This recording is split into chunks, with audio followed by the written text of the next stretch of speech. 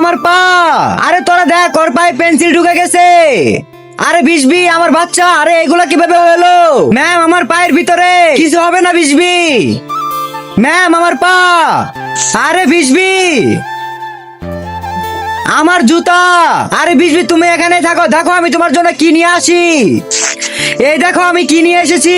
প্রথমে বিশবির পায়ের মাপ দিতে হবে, তারপর সুন্দরভাবে কেটে নিতে হবে। কিন্তু তার আগে তুমি যদি চাও তোমার মা জান্নাতে যাক, তাহলে ভিডিওতে লাইক করে চ্যানেলটিকে সাবস্ক্রাইব করে দাও। আর যদি চাও জাহান্নামে যাক, তাহলে লাইক সাবস্ক্রাইব কিছুই করতে হবে না, আর কমেন্ট বক্সে মা লিখে যাও। এই তো এবার 3টা ছিদ্র করে নি ফিতা লাগানোর জন্য। এই তো এবার ফিতা লাগিয়ে দিয়েছি, এবার ফিতার উপর দিয়ে একটা টেপ মেরে দেই। ফিতা ছিঁড়ে গেলে বিশবি আমার পায়ে ব্যথা পাবে। এই তো জুতা বানানো প্রায় কমপ্লিট। আর এই তো জুতা বানানো শেষ হয়ে গেছে। এই দেখো বিশবি, এটা কি? এই নাও, এবার এটা পায়ে নাও। এবার আস্তে আস্তে পায়ে দাও। ধন্যবাদ ম্যাম।